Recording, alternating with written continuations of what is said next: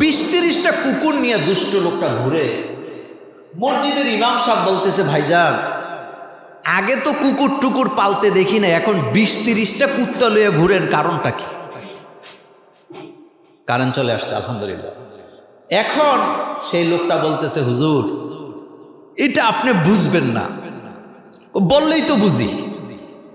কয় বিষয়টা হলো, ওয়াজ মাহফিলে গেছিলাম, হুজুরের কাছে হাদিস শুনলাম, যেই ঘরে কুকুর থাকে ওই ঘরে ফেরেশতা আসে না। অনেক চিন্তা ভাবনা করে দেখলাম, মালাকুল মউত আজরাইলও তো একজন ফেরেশতা, তা আমি যদি কুত্তা নিয়ে ঘুরি, আমার কাছে যতক্ষণ কুত্তা থাকবে ফেরেশতা আর আসার কোনো সম্ভাবনা নাই, তাহলে আমি মরব না। ইমাম সাহেব হুজুর 20-30 সেকেন্ড চুপ থাইকা ইমাম সাহেব কয়, ভাই বাংলাদেশে একটা কথা আছে, অতি চালাকে কথা কন না কেন, অতি চালাকে। ইমাম সাহেব বলতেছে, ভাই আপনি কিন্তু অতি চালাক, আপনার কিন্তু গলায় দড়ি। কয় কেন? আচ্ছা ভাই, যেই ঘরে কুত্তা থাকে সেই ঘরে ফেরেশতা আসে না, এটা তো সহিহ হাদিস, এটা তো অস্বীকার করার কোনো সুযোগ নেই, এ কথা সত্য। মালাকুল মউত একজন ফেরেশতা, এটাও সত্য। তো কুত্তা যদি আপনার কাছে থাকে ফেরেশতা আসবে না, এটা যেমন সত্য। আচ্ছা বলেন তো ভাই, কুকুর এগুলা কি মরে না সারা জীবন বাঁচে? বেচারা কয়, হ্যাঁ কুকুর তো মরে। তো ইমাম সাহেব হাসি দিয়া বলতেছে, আপনি অতি চালাকের গলায় দড়ি। চিন্তা করেন না, মালাকুল মউত আপনার কাছে না আসলেও মৃত্যু থেকে বাঁচতে পারবেন না, তবে আপনার কিন্তু ডিমোশন হয়েছে, কারণ আমাদেরকে জান কবজ করবে মালাকুল মউত, আর আপনি যেহেতু কুত্তা লইয়া চলেন, কুত্তা মারে যেই ফেরেশতা, তোমারে মারবো সেই ফেরেশতা। তাহলে ঘরের ভিতরে কয়টা জিনিস রাখা যাবে না? একটা হলো কাল কুকুর, আরেকটা কি সূরাত ছবি, কি রাখা যাবে না?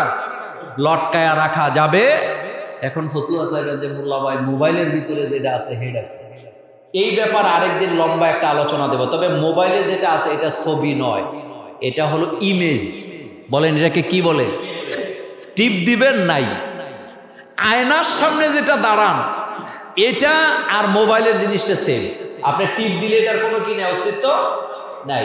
কিন্তু যেটা ছবি সূরাত, যেটাকে কি করা হয়, কাগজের উপরে অঙ্কন করা হয়, অথবা যে কোনো পদ্ধতিতে কাগজের উপরে যেটা করে লটকায়, এটা হলো ছবি।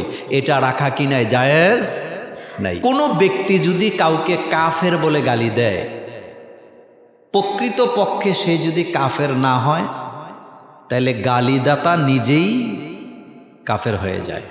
নাউজুবিল্লাহি মিন যালিক। এই স্বভাবটা সাধারণ মানুষের মধ্যে নাই, কিছু সংখ্যক আলেমের মধ্যে আছে। কথাটা খুব মনোযোগ দেন। সাধারণ কোনো পাবলিককে কাফের বলে গালি দেয় না। কোনো ব্যবসায়ীকে কাফের বলে গালি দেয় না। কোনো কৃষককে কাফের বলে গালি দেয় না। কোনো মৎস্যজীবীকে কাফের বলে গালি দেয় না।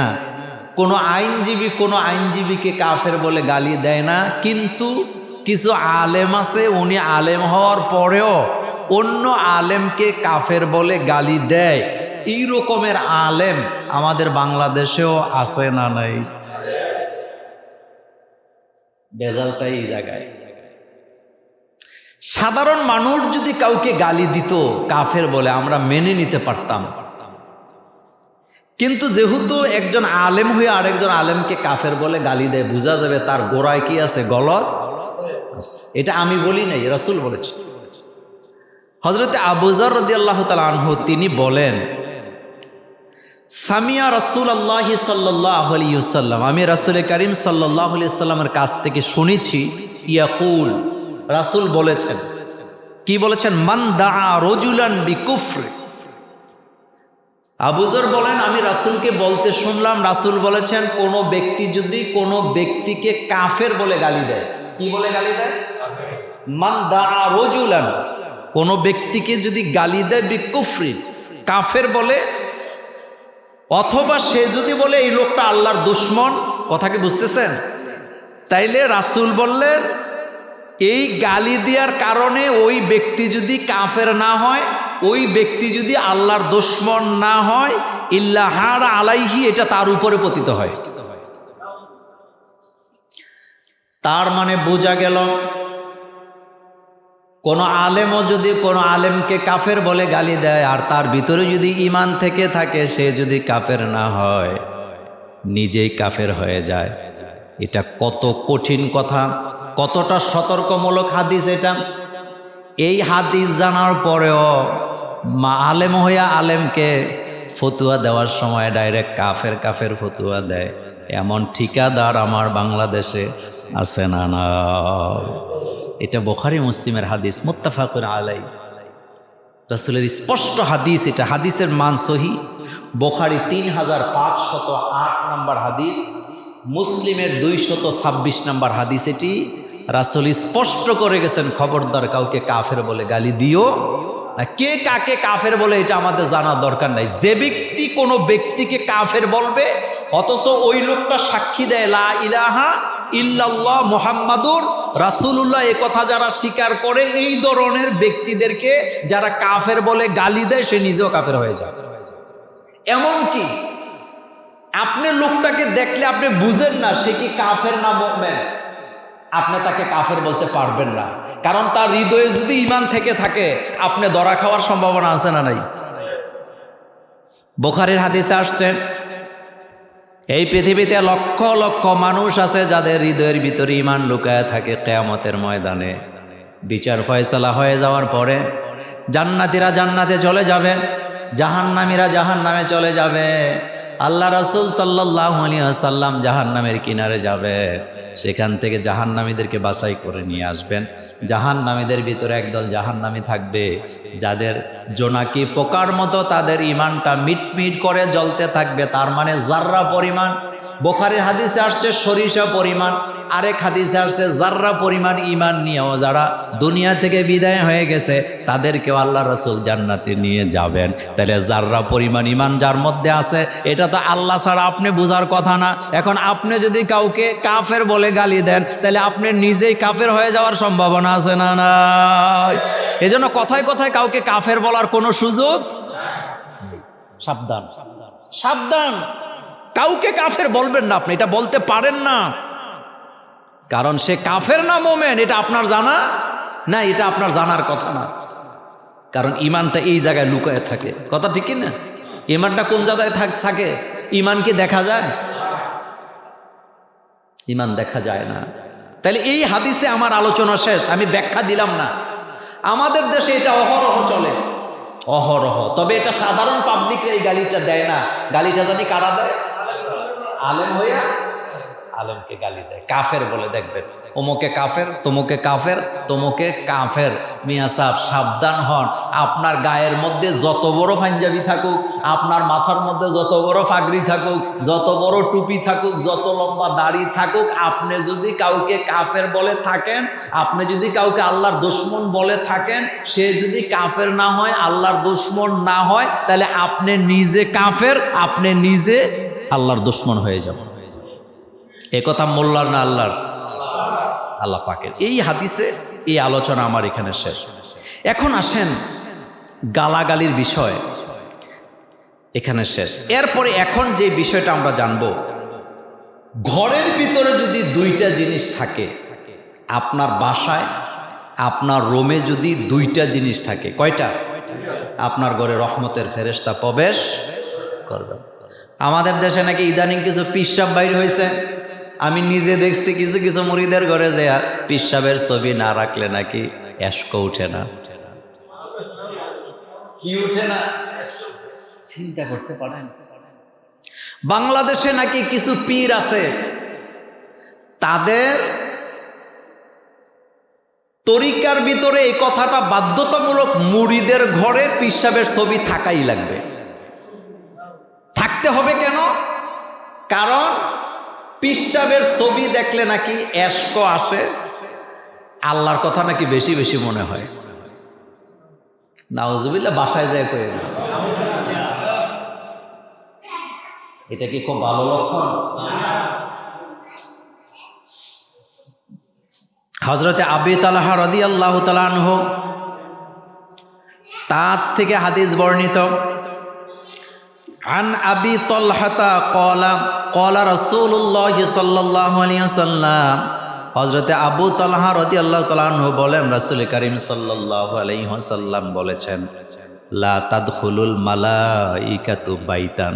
মনোযোগ দিয়ে শোনেন, লা তাদখুলুল মালাইকাতু বাইতান, ওই ঘরের ভিতরে রহমতের ফেরেশতারা প্রবেশ করে না, ফিহি কালবুন ওয়ালা সূরাতুন, যেই ঘরের ভিতরে কুকুর থাকে আর যেই ঘরের ভিতরে সূরাতুন ছবি থাকে, ওই ঘরের ভিতরে রহমতের ফেরেশতারা প্রবেশ করে না।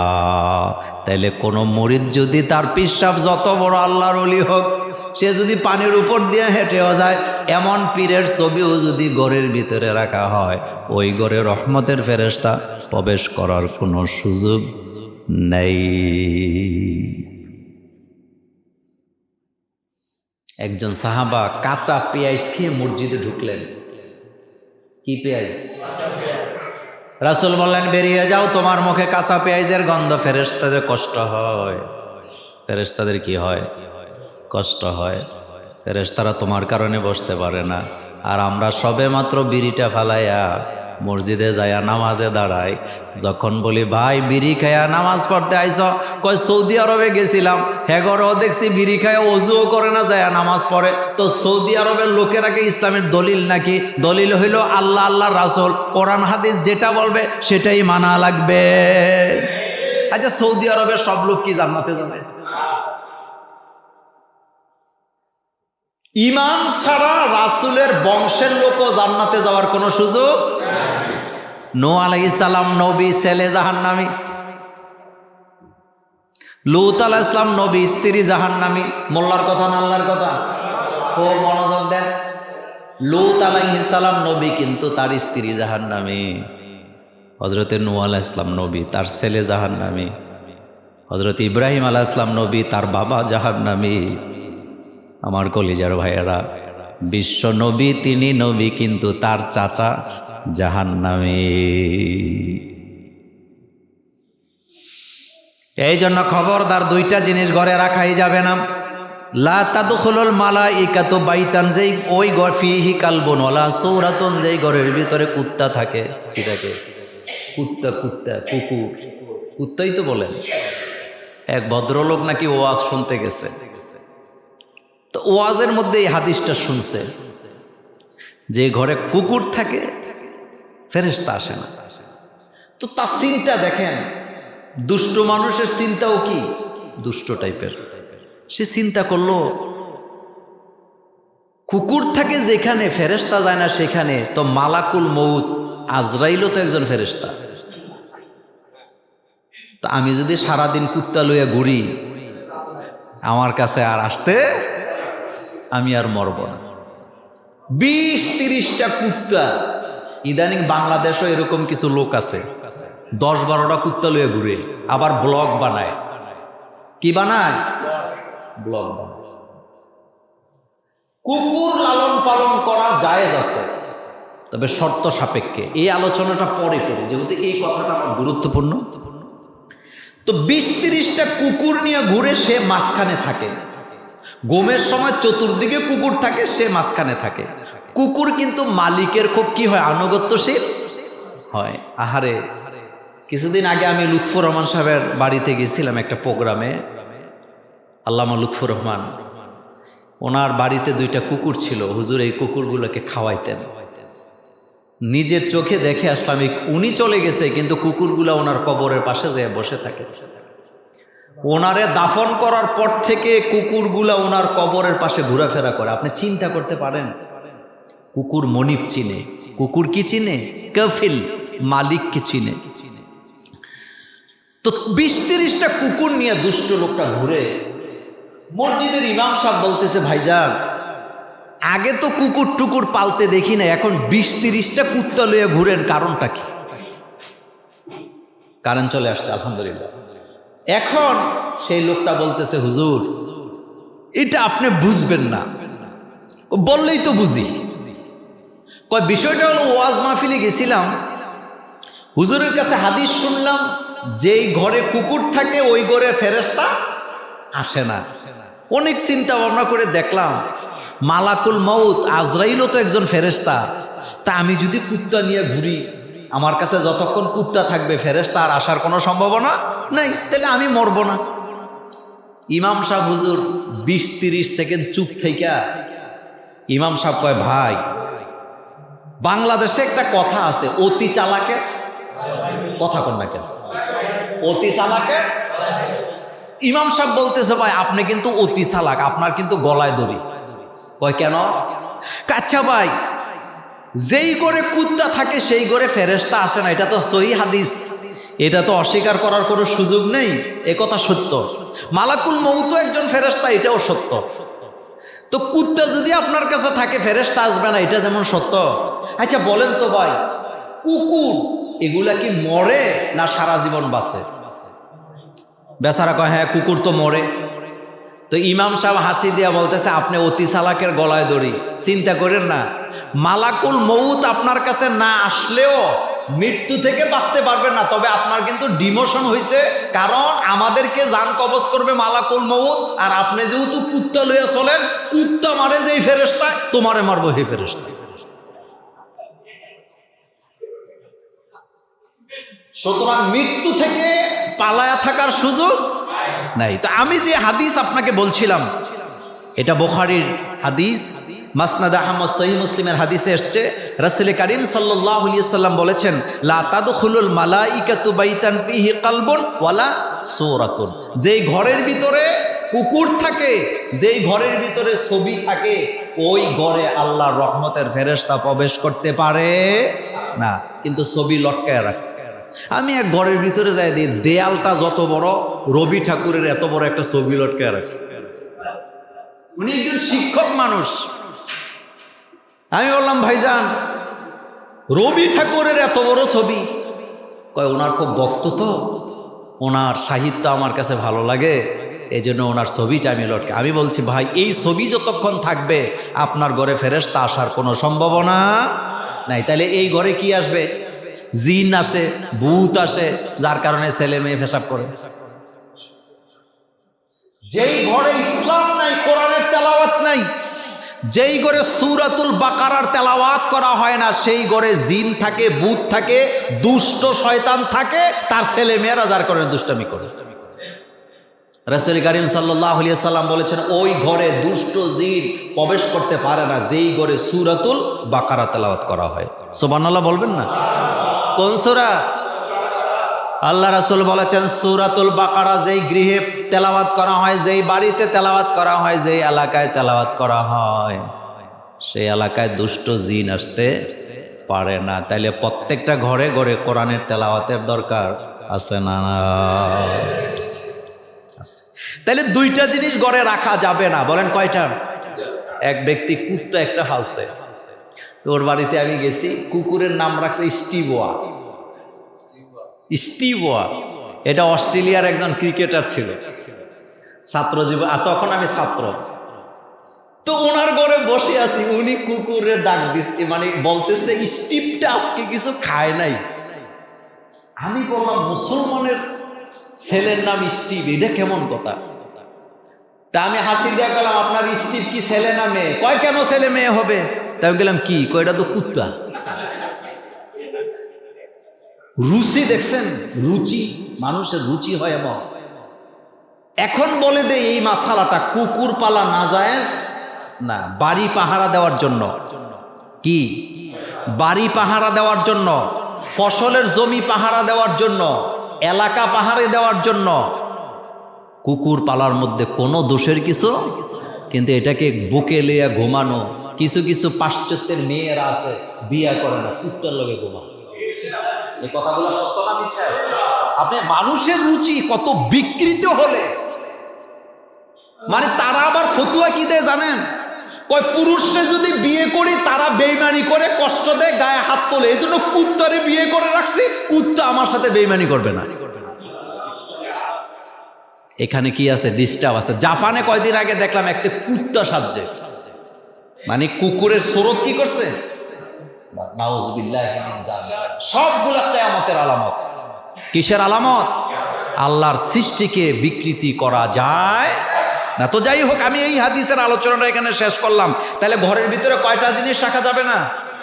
একটা হলো কাল কুকুর, আরেকটা কি সূরাত, ছবি। কি রাখা যাবে না? লটকায়া রাখা যাবে। এখন ফতুয়া সাহেব যে মোল্লা ভাই মোবাইলের ভিতরে যেটা আছে হেডা, এই ব্যাপারে আরেকদিন লম্বা একটা আলোচনা দেব। তবে মোবাইলে যেটা আছে এটা ছবি নয়, এটা হলো ইমেজ। বলেন এটাকে কি বলে? টিপ দিবেন নাই, আয়নার সামনে যেটা দাঁড়ান এটা আর মোবাইলের জিনিসটা সেম। আপনি টিপ দিলে এটার কোনো কি নেই, অস্তিত্ব নাই। কিন্তু যেটা ছবি সূরাত, যেটাকে কি করা হয়, কাগজের উপরে অঙ্কন করা হয়, অথবা যে কোনো পদ্ধতিতে কাগজের উপরে যেটা করে লটকায়, এটা হলো ছবি। এটা রাখা কি নাই, জায়েজ নাই। এই হাদিসের আলোচনা শেষ। এখন আমরা জানবো এই পৃথিবীতে কিছু মানুষ আছে তাদের সাথে শয়তানের কোনো পার্থক্য নাই। কথা কি বুঝতেছেন? তাদের সাথে শয়তানের কি নাই, এটা আমি বলি নাই, রাসূল কারীম সাল্লাল্লাহু আলাইহি ওয়াসাল্লামের হাদিস। আন জাবির রাদিয়াল্লাহু তাআলা আনহু قال قال رسول الله صلى الله عليه وسلم لا تأكلوا بالشمال فإن الشيطان। আল্লাহ রাসূল সাল্লাল্লাহু আলাইহি ওয়াসাল্লাম বলেন, হযরতে জাবের রাদিয়াল্লাহু তাআলা হাদিসটি বর্ণনা করেছেন। আল্লাহ রাসূল বলেছেন, খবরদার তোমরা বাম হাতে কোনো কিছু খাবা না। লা তাকুলু বিশিমাল ফা ইন্নাশ শাইতানা ইয়াকুল। রাসূল বললেন, খবরদার বাম হাতে কোনো কিছু খাবা না। কেন খাবা না? কারণ এটা শয়তান বাম হাতে খায়। রাসূল বললেন, যারা বাম হাতে খায় তাদের মধ্যে আর শয়তানের মধ্যে কোনো পার্থক্য নাই। একটা হলো শয়তান জিন শয়তান, আরেকটা হলো শয়তান মানব জাতির শয়তান। একটা হলো মানুষ শয়তান, আরেকটা হলো জিন শয়তান। আমার জীবনে আমি বহু অনুষ্ঠানে গেছি, বহু বড় লোকের লোকে গেছি, আমি দেখছি তারা বাম হাতে খায়। এটা ফ্যাশন। এটা কি? আপনার ডান হাতে আপনি যদি মাজুর হন, কি হন, ডান হাতে যদি কোনো সমস্যা থাকে তাহলে বাম হাতে খাওয়ার মধ্যে দোষের কিছু নেই। কিন্তু সুস্থ মানুষ আমি দেখছি, বড় লোক, এমপি, মন্ত্রী, ব্যবসায়ী, কোটি কোটি টাকার মালিক, নিজের মুসলমানও দাবি করে, মসজিদ বানাইছে, মাদ্রাসা বানাইছে, টাকা পয়সার অভাব নাই, জাকাত দেয়, ফেতরা দেয়, মানুষকে দান করে, সাদাকা করে, কিন্তু খাইতে বলে বাম হাতে খায়। কত তো রেকর্ড হয়, নাম বলবো না। কিছুদিন আগে এক এমপি সাহেবের সাথে খাইতে বসে, উনি নাকি হাতে খাইতে পারে না, উনি জীবনেও হাতে খায় নাই, উনি নাকি চামচ দিয়ে গুতায় গুতায় খায়। তো খাওয়ার নমুনা দেখলাম, দুই হাতে দুইটা চামচ লইয়া গুতায় গুতায় খায়। আপনি ভাত খাচ্ছেন, আপনার আঙ্গুলের মধ্যে ডাল, তরকারি, ঝোল, সারিদ লেগে আছে। এখন আপনি পানি খাবেন, কোন হাতে খাবেন? কয় না, কোন হাতে? এই ভুলটা 90% মুসলমানেরা করে। হাতের মধ্যে ঝোল লেগে আছে, উনি বাম হাতে পানিটা খেয়ে ফেলতেছে। আরেকজনকে উনি দিচ্ছে সাইদারি কইরা, উনি বাম হাতে দিয়ে দিচ্ছে। এটা সুন্নতের খেলাফ, এটা করা যাবে। আপনি হাতটাকে চাটবেন, চেটে পরিষ্কার করে আপনি আপনার গ্লাস দিয়ে পানি খাবেন। যদি এটা সম্ভব না হয় তাহলে বাম হাতে গ্লাসটা ধরে ডান হাতটা কি করবেন, লাগাইয়া খাবেন। এরপরেও বাম হাতে খাওয়া যাবে না। এটা শয়তানি, এটা শয়তানি, এটা শয়তানি। এই জন্য রাসূল কারীম সাল্লাল্লাহু আলাইহি ওয়াসাল্লাম বলেছেন, লা তাকুলু বিশিমালি, খবরদার বাম হাতে খাওয়া যাবে না। ফা ইন্নাশ শাইতানা ইয়াকুলু ওয়া ইয়াশরাবু বিশিমাল। রাওয়াহুল মুসলিম। সহিহ মুসলিমের 5383 নম্বর হাদিসে রাসূল কারীম সাল্লাল্লাহু আলাইহি ওয়াসাল্লাম বলেছেন, খবরদার বাম হাতে কোনো কিছু খাওয়া যাবে না। এটা শয়তানের কাজ, এটা শয়তানি, এটা শয়তানি। আজকের পরে কোনো কিছু বাম হাতে খাবো না। রাজি আছি না নাই? কিন্তু নিজেরা বাম হাতে খায়, বাচ্চারা বাম হাতে কিছু খেলে ধমকি মারে, মাঝে মাঝে আশ্চর্য হয়ে যায়। সেটা কি জানেন? বাচ্চাদেরকে ধমকি দেয়। আচ্ছা, ছোট্ট বাচ্চা যে অ্যাডাল্ট হয় নাই, নাবালক, সে যদি বাম হাতে খায় তার কোনো গুনাহ হবে? তার কি কোনো শরীয়ত আছে? তবে ডান হাতটা শিক্ষা দিবে। ডান হাতটা কি হতে পারে জন্মগতভাবে কিছু কিছু লোকের বাম হাতটা আগে চলে, বাম পাওটা কি আগে চলে, কিন্তু রাসূল শিক্ষা দিয়ে গেছে ডাইন পা আগে চলবে, ডান হাত আগে চলবে। সবকিছু ডান দিক থেকে না বাম দিক থেকে? বরকত কি ডান দিকে থাকে না বাম দিকে থাকে? মাঝে মাঝে আমি বলি, খাইতে বসছি, কারো বাসায় আমাকে দিছেন দাওয়াত, আপনারা এই রকমের খাইতে বসছে, 10 জন বসছি। বসার পরে আনফরচুনেট হোক বা যেভাবে হোক আমি বসি বাম দিকে, আর ডান দিকে একজন সাধারণ লোক বসছে। এখন যিনি খাদিমদারি করতে আসে উনি কয়েক হুজুরে আগে দে, বরকত হবে, বলে কি বলে না? এখন আপনাদের কাছে আমার প্রশ্ন, বরকত কি হুজুরের কাছে না ডান দিক থেকে? এটা বলেছেন মুহাম্মদ রাসূলুল্লাহ সাল্লাল্লাহু। তবে একটা হাদিসে আসছে, অন্য হাদিসে আছে যে কোনো ব্যক্তি যদি কি হয়, এমন পার্সন হয়, আল্লাহওয়ালা ব্যক্তি অথবা সে খুব নামি দামি ব্যক্তি, এই রকমের ব্যক্তি যদি হয়, তাহলে তাকে আগে দেওয়ার মধ্যে দোষের কিছু নাই। তবে অরিজিনালি সুন্নত হলো কোন দিক থেকে? ডান দিকে যে বসবে সে আগে পাবে, বাম দিকে যে বসবে সে কি পরে পাবে। তবে খাবারের জন্য তাড়াহুড়া করা যাবে না। এই হাদিসে আমার আলোচনা শেষ। তাহলে আজকে জানলাম বাম হাতে খাওয়া কি, বাম হাতে কাউকে কোনো কিছু দেওয়া কি যাবে না। হযরতে আনাস রাদিয়াল্লাহু তাআলা আনহু বলেন, আমি 10 বছর রাসূলের খেদমত করছি। কয় বছর? 10 বছর। রাসূল কোনোদিন আমাকে ধমকি দিয়ে কথা বলে নাই, অর্ডার করে নাই, এটা দেও না কেন, এটা করো না কেন, এটা করলা না কেন। একদিনও রাসূল আমাকে এটা বলেন নেই। এই জন্য আপনার ঘরে যদি কাজের মেয়ে থাকে, খাদেম থাকে, যত্রতত্র আপনি তারে গালি দিয়েন না। আমি দেখছি অনেক বড় লোক 2 বালতি কাপড় দিয়া, কয় বালতি? 7 বছর 8 বছরের বাচ্চা পরের বাসায় কাজ করে, দরিদ্র লোক, দরিদ্রতার কারণে 2 বালতি কাপড় দিয়া বাথরুমের দরজা লাগায়, কয় যতক্ষণ ধুইতে পারবি না ততক্ষণ বাইর হইতে পারবি না। তো তুই কোন জায়গার নওয়াবজাদা নসরুল্লাহ খা? তুই এক বালতি কাপড় ধুইয়া দেখ না, কষ্ট কাকে বলে। রাসূলের খাদেম ছিলেন, কিন্তু রাসূল খাদেমকে কখনো কষ্ট দেয় নাই। আম্মা জান আয়েশা সিদ্দিকা রাদিয়াল্লাহু তাআলা আনহা বলেন, আল্লাহ রাসূল জীবনে কোনোদিন তার খাদেমের গায়ে, তার স্ত্রীদের গায়ে কোনোদিন হাত তোলে নাই। সুবহানাল্লাহ, আর আস্তে কোন। মা আয়েশা বলেন, আল্লাহ রাসূল কোনোদিন খাদেমের গায়ে আর তার স্ত্রীদের গায়ে কি করে নাই? হাত পিডাইয়া চামড়া তোলে কাজের মেয়ার। বাংলাদেশের মানব অধিকার কর্মী, নারীবাদের নারী নেত্রী কাজের মায়াকে পিড়াইয়া জেলখানায় গেছে, এই রকমের ঘটনা বাংলাদেশে নাই। 3 দিন আগে প্রেস ক্লাবের মধ্যে কি বলে বক্তৃতা দিতেছে নারী অধিকার নিয়ে, এরপরে মানুষের অধিকার নিয়ে, কর্মচারীর অধিকার নিয়ে। 3 দিন পরে কাজের মায়ারে পিড়াইয়া জেলখানা। এরা হলো নারীবাদী, নিজেদেরকে প্রগতিশীল বলে, আসলে এরা প্রগতিশীল না, এরা হলো দুর্গতিশীল। এরা থাকে যেখানে দুর্গতি থাকে, এরার যেই ঘরে জন্ম হয় ওই ঘরে দুর্গতি। এই ধরনের লোকগুলা যেই ঘরে বিয়ে বসে ওই ঘরেও দুর্গতি, যেই মিটিংয়ে যায় সেখানেও দুর্গতি। তাদের সাথে যারা সম্পর্ক রাখে তাদের দুর্গতির কোনো শেষ। আমার কলেজের ভাইয়ারা, হযরতে আনাস রাদিয়াল্লাহু তাআলা আনহু বলেন, আমি ছোট মানুষ, রাসূল কোনোদিন আমাকে একটা ধমকি দিয়া কথা বলে নাই, কোনোদিন বলে নাই তুমি এটা করলা কেন, এটা করলা না কেন।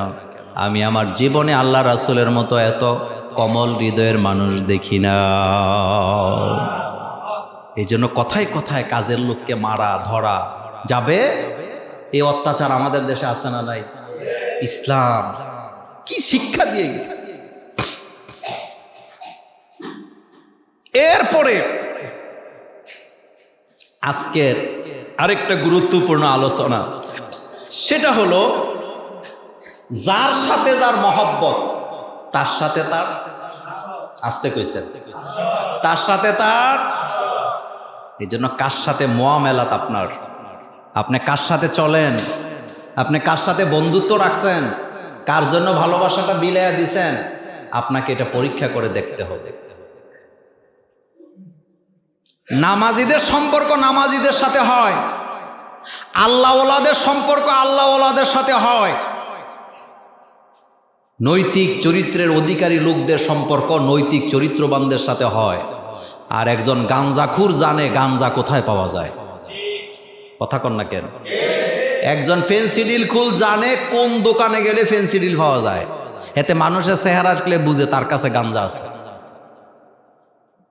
এজন্য কোরআনুল কারীমে বলছেন ফি উজুহিহিম মিন আসারিস সুজুদ, যারা সেজদা দেয় তাদের চেহারার মধ্যে সেজদার একটা নমুনা থাকে।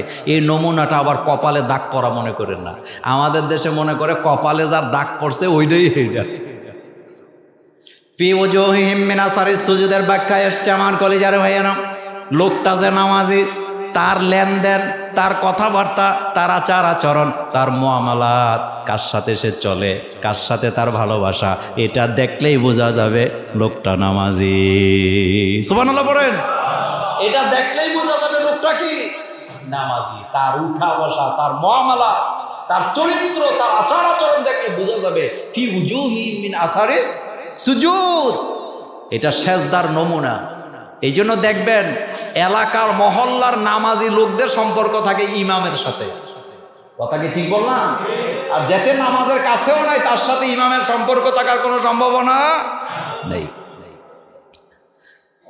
ইবনে ওমর রাদিয়াল্লাহু তাআলা আনহুমা থেকে হাদিস বর্ণিত, ক্বালা রাসূলুল্লাহ সাল্লাল্লাহু আলাইহি ওয়াসাল্লাম মান তাশাব্বাহা বিকাউমিন ফাহুয়া মিনহুম।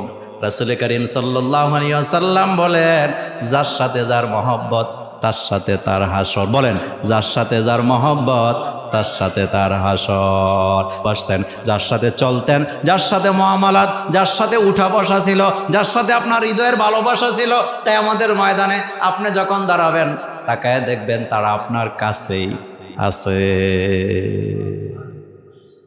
এই জন্য বন্ধুত্ব কারে বানাইছে? আলেমের সাথে আপনার সম্পর্ক নেই, আলেম হলে আপনার শত্রু। বুঝবেন আল্লাহ আল্লাহ রাসূলও আপনার কি শত্রু। ইসলামের সাথে আপনার দুশ্মনী বুঝবেন কিয়ামতের ময়দানে। কাফের মুশরিকের সাথে আপনার হাসর হবে। আপনি কখনো ইসলামপন্থীদের সাথে কিয়ামতের ময়দানে দাঁড়াতে আমতাজুল ইয়াওমা আইয়ুহাল মুজরিমুন। কিয়ামতের ময়দানে আলাদা করে দেওয়া হবে। আল্লাহ বলবেন মুমিনরা একদিকে যা, কাফেররা আরেক দিকে যা, আলাদা হয়ে যা। আলাদা করার পদ্ধতিটা দেখেন। আল্লাহ জিজ্ঞেস করবেন তোমরা কি সবাই নামাজ আদায় করেছ? চিল্লান দিয়ে সবাই বলবে আমরা নামাজি। আল্লাহ বলবেন অরকাও মার রকিন, নামাজি যদি হয়ে থাকো রুকু দিয়ে দেখাও। যারা নামাজ পড়তো না সেদিন ধরা পড়বে, তাদের মেরুদণ্ড সোজা হয়ে থাকবে, বাঁকা করে রুকু দিতে পারবে না। কিন্তু আপনারা যারা নামাজ আদায় করেছেন আপনাদের জন্য রুকুটা সহজ করে দিবেন কে? সুবহানাল্লাহ। এই জন্য সিদ্ধান্ত নেবেন ভালোবাসাটা কার জন্য রাখছেন। ইমামের পিছে নামাজ পড়ে ঠিক, ইমাম যদি হক কথা বলে ইমামরে পছন্দই করে না। 10 বছর যে ইমামের পেছনে নামাজ আদায় করছে, ইমাম যখন আল্লাহর জমিনে আল্লাহর দিন কায়েমের ওয়াজ করে, হেতে গোপনে যে পুলিশের কাছে রিপোর্ট দেয় হুজুর কিন্তু মকদল করে তারে ধরো, এমন বেঈমান মুসল্লিও আমার দেশে আছে না? না।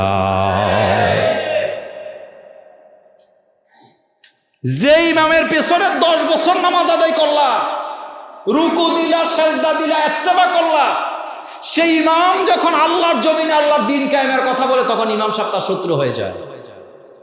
কথা কি ঠিক বললাম? তা হাসরটাও তোমার তাদের সাথে হবে তুমি যার সাথে মুআমালাত করো, তুমি যাকে ভালোবাসো। আল্লাহি রাসূল বলেছেন তার সাথে তোমার হাসর। গাজাখুরের হাসর হবে গাজাখুরের সাথে, নামাজিদের হাসর হবে নামাজিদের সাথে, বেপর্দা মহিলাদের হাসর হবে বেপর্দা নারীদের সাথে, আর পর্দানিশীন নামাজি নারীদের হাসর হবে আয়েশা খাদিজা রাদিয়াল্লাহু তাআলা আনহুমাদের সাথে।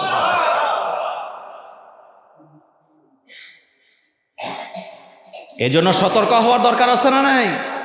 সতর্ক হতে হবে। আল্লাহ যেন আমাদেরকে মোমেন বান্দাদের সাথে একত্র হয়ে থাকার তৌফিক দান করেন, আমরা বলি আমিন।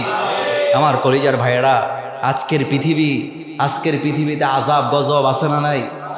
আছে। অনেকে দোয়া করতেছে বৃষ্টির জন্য, আল্লাহ তুমি বৃষ্টি দাও, কিন্তু দোয়া কবুল হবে।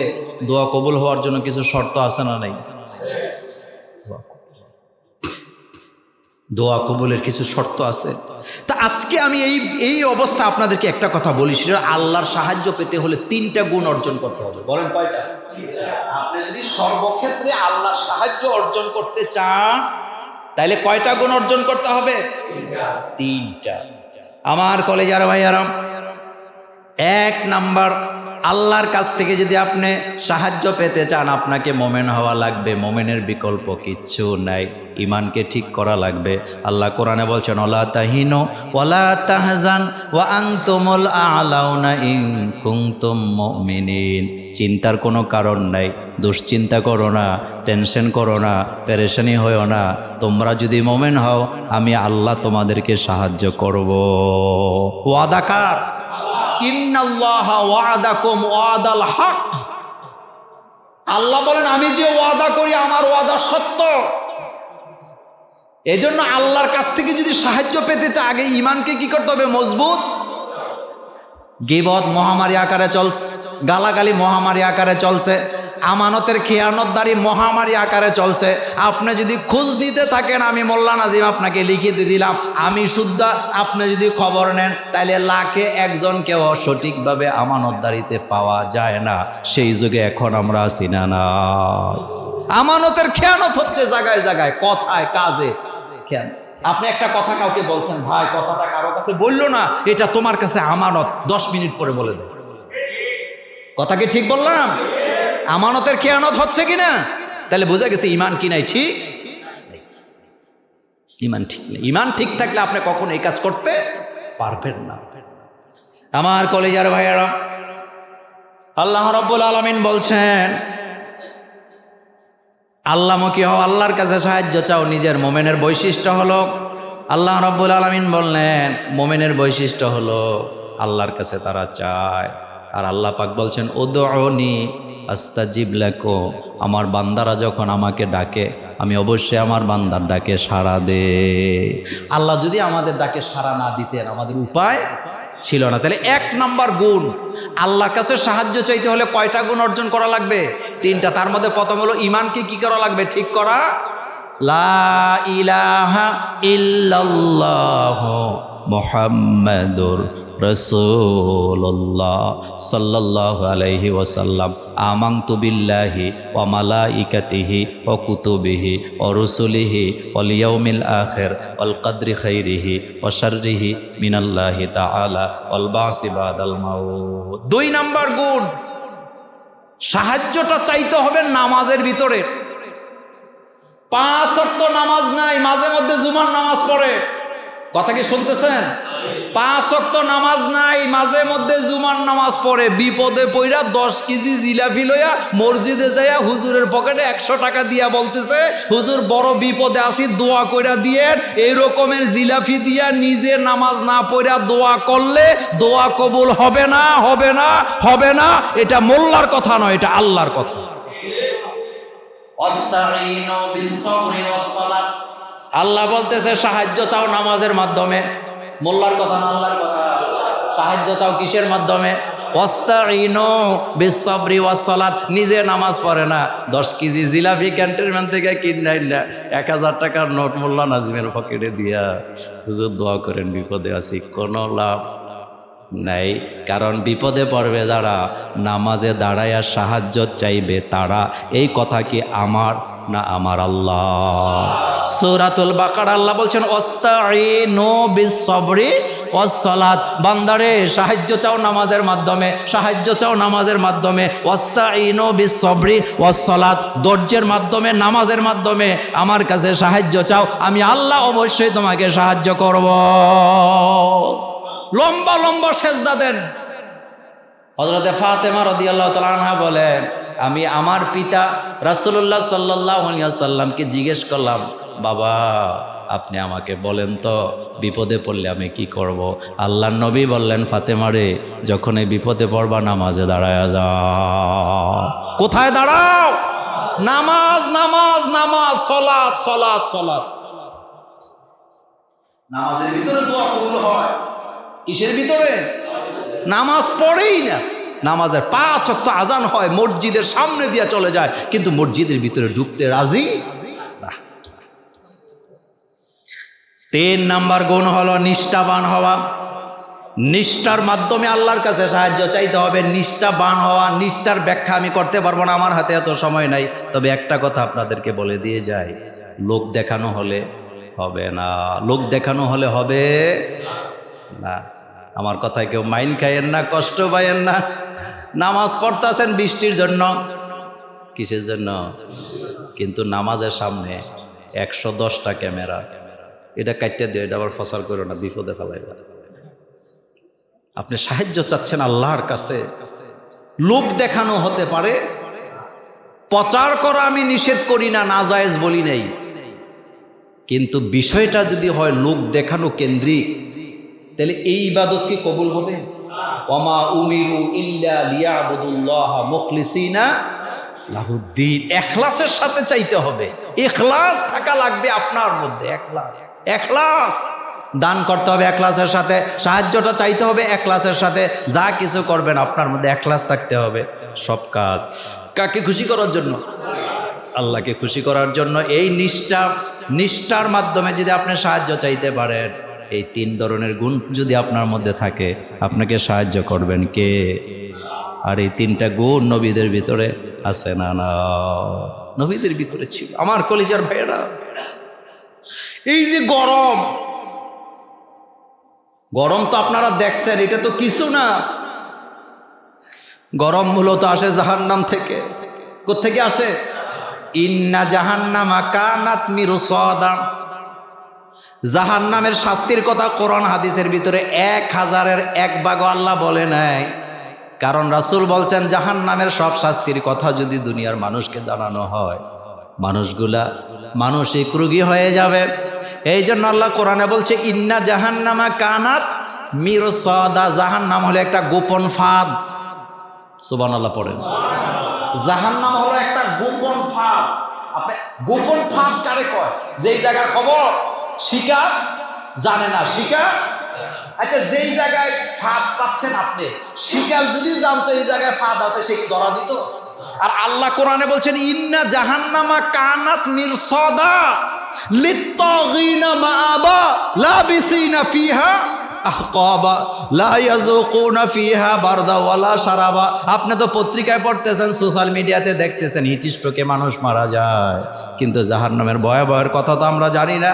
জাহান্নাম এত ভয়ানক হবে, আল্লাহ বলছেন এটা গোপন ফাঁদ, এই জায়গায় তোরা যাইস না, এটা বড় কঠিন জায়গা, এই জায়গায় গেলে শান্তি নেই। লা ইয়ামুতু ফিহা ওয়ালা ইয়াহইয়া, সেখানে মরারও সুযোগ নেই, সেখানে বাঁচারও কোনো সুযোগ নেই। আল্লাহ রাসূল লম্বা হাদিস বুখারী মুসলিমে বলেছেন, জান্নাতীরা জান্নাতে চলে যাবে, জাহান্নামীরা জাহান্নামে চলে যাবে। মৃত্যুকে জান্নাত আর জাহান্নামের মাঝখানে আনা হবে, ডেকে বলা হবে তোমরা কি এটাকে চিনো? বলবে হ্যাঁ আমরা চিনি, এটা মৃত্যু। এবার আল্লাহ রব্বুল আলামিন জান্নাত আর জাহান্নামের মাঝখানে মৃত্যু দিয়া দিবেন কে? আল্লাহর ক্ষমতা মৃত্যুকে কি দিবে? মৃত্যু দিয়ে দিবে। লা ইয়ামুতু ফিহা ওয়ালা ইয়াহইয়া। জান্নাতীরা জান্নাতে থাকবে, জাহান্নামীরা জাহান্নামে থাকবে, সেখানে তারা মরবেও না, সেখানে তারা বাঁচতেও পারবে না। হযরত আবু মুসা আশআরী রাদিয়াল্লাহু তাআলা আনহু বলেন, রাসূল কারীম সাল্লাল্লাহু আলাইহি ওয়াসাল্লাম বলেছেন জাহান্নাম এত ভয়ানক গোপন ফাঁদ, জাহান্নামের মুখ থেকে যদি একটা বড় পাথরকে নিক্ষেপ করে দেওয়া হয়, এই পাথরটা জাহান্নামের নিচে যেতে 70 বছর লাগবে। এটা যে বলা হয়েছে গতি বোধহয় দুনিয়ার গতি বুঝানো হয়েছে। হাদিস কোরআন বুঝতে হইলে কিছু দিমাগ খরচ করা লাগবে। কোরআন হাদিসে আল্লাহ পাক গতি শব্দটা ব্যবহার করছে বিদ্যুতের গতি, বারকুন। কিসের গতি? আলোর গতি ব্যবহার করেছেন আল্লাহ পাক। এই হাদিস বুঝতে হলে আপনি এদিকে একটু খেয়াল করেন, জাহান্নামটা কত গভীর।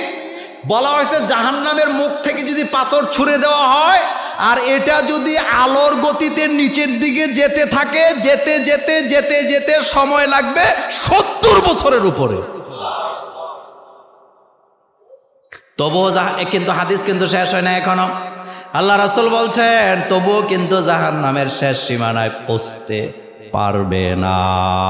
তার মানে শেষ সীমানা ধরার কোনো সুযোগ নেই। সতর্ক হন। কি হন? আল্লাহ রাসূলকে আল্লাহ বলছেন দাইয়ান ইলাল্লাহি বিইজনিহি ওয়া সিরাজাম মুনিরা। নবী গো আপনি হচ্ছেন মানুষকে সতর্ককারী, আমি আপনাকে জ্ঞানের আলো হিসাবে দুনিয়াতে পাঠাইছি, বাশিরাও ওয়া নাযীরা, বাশিরাও ওয়া নাযীরা। আপনি হচ্ছেন শুভ সংবাদদাতা, আপনি হচ্ছেন সতর্ককারী। সতর্ক করার পরেও, এত গরম থাকার পরেও নামাজে যেতে চাই না, এমন মনমরা মানুষ আছে না? নয়। রাসূল বলছেন গরম হচ্ছে জাহান্নামের শ্বাস, ঠান্ডাও হচ্ছে জাহান্নামের কি শ্বাস। জাহান্নামের দুইটা অংশ, বলেন কয়টা? দুইটা অংশ। আমরা কিন্তু মনে করি জাহান্নাম মানে শুধু গরম, না, জাহান্নামের দুইটা অবস্থান, দুইটা অংশ। একটা অংশ গরম, আরেকটা অংশ ঠান্ডা। জাহান্নাম নিজেই জাহান্নামকে সহ্য করতে পারে না, আপনি সহ্য করবেন কি? অনেকে মনে করে পাপটাপ কিছু করি না, জ্বললে টুইলে আবার আমু আর কি। 1 সেকেন্ডের 1000 ভাগের 1 ভাগ সময় জাহান্নামে কাটাবার ক্ষমতা মানুষের নাই, পাথরেরও নাই। এই ব্যাপারে আরেকদিন আলোচনা করব। আজকে শুধু আপনাকে এইটা বলি, এই যে গরম আসে না, গরমের দিনে জোহরের নামাজ একটু দেরিতে পড়া সুন্নত। আল্লাহ রাসূল বলছেন এই গরম, এটা জাহান্নামের নিঃশ্বাস। জাহান্নাম কেঁদে কেঁদে আল্লাহকে বলে, আল্লাহ এতটা উত্তপ্ত আমি হয়ে গেছি, আমি এই গরম আর নিতে পারছি না, আমাকে একটু শ্বাস ফালাবার সুযোগ দাও। আল্লাহর নবী বলেন জাহান্নাম এখন শ্বাস ফালায়, ওই শ্বাস থেকে দুনিয়াতে যে গরম আসে সারা পৃথিবী গরম হয়ে যায়। যার কারণে বাগানের ভিতরে, কাঁচা গাছের ভিতরে গরমের কারণে আগুন জ্বলে যায়, মানুষ হিট স্ট্রোক করে মারা যায় কি যায় না? সতর্ক হওয়া লাগবে। বলেন কি হওয়া লাগবে? আমাদের বাংলাদেশে, আমি জানি না, আমাদের বাংলাদেশে নাকি একজন অফিসার আছে। কি অফিসার? কথা কন নাকি? মাথা ঠিক আছে? মাথা ঠিক আছে? আচ্ছা আপনি বলেন তো, এরকমের 5000 হিট অফিসার যদি বাংলাদেশে নিয়োগ দেওয়া হয়, জনগণের কি লাভ? কথা কন না কেন? হিট অফিসার দিয়ে হিট কমানো যাবে? হিট দেয় কে? তো তোর মাথার মধ্যে কি ঘুঘু আছে দাদা? আবার হিট অফিসার বুদ্ধিজীবী, বুদ্ধি দিতেছে বাংলাদেশের সাধারণ মানুষকে, রিক্সাওয়ালা, ঠেলাওয়ালা, দিনমজুর যারা, তাদেরকে বুদ্ধি দিতেছে ইংরেজিতে। কেউ কিছু বুঝছে না। সাংবাদিকেরা জিজ্ঞাসা, আপনি বলেন তো এখন কি করা দরকার? ছাতা লইয়া বাইরে তো, এটা তো আমরাও জানি। ছাতা লইয়া যে বাইরে তো, এটা আপনি জানেন না, আমি জানি না। সব বুদ্ধিজীবী হয়, নিজে গরমে বাঁচে না, নিজে গরমে বাঁচে না, আরেকজনকে বুদ্ধি দেয়। যাক, এই ব্যাপারে আরেকদিন, এখন আর এই ব্যাপারে বললাম না, আমি ছেড়ে দিলাম এই বিষয়টা। তাহলে জাহান্নামের অংশ কয়টা, অবস্থান কয়টা? একটা হলো গরম, আরেকটা হলো আর ঠান্ডা। তো ঠান্ডা কেমন ঠান্ডা? ঠান্ডাটাও আসে জাহান্নাম থেকে। যে অংশটা ঠান্ডা, এত ঠান্ডা, জাহান্নাম আল্লাহর কাছে প্রার্থনা করে, বলে আল্লাহ আমি আর পারছি না, এত ঠান্ডা সহ্য করতে পারি না, আমি শ্বাস ফালাই। সেই ঠান্ডা যখন পৃথিবীতে আসে, পৃথিবীর মানুষ সেটা বরদাস্ত করতে পারে না। এই জন্য নবীজি আমাদেরকে দোয়া শিক্ষা দিয়েছেন, আল্লাহুম্মা আজিরনা, বলেন আল্লাহুম্মা আজিরনা মিনান নার। সবাই আল্লাহুম্মা আজিরনা মিনান নার, আল্লাহুম্মা আজিরনা মিনান নার, আল্লাহুম্মা আজিরনা মিনান নার। জাহান্নাম থেকে আমাদেরকে বাঁচাইতে পারে কে? আল্লাহ যেন আমাদেরকে জাহান্নাম থেকে মুক্ত করে দেয়। আমরা বলি আমিন।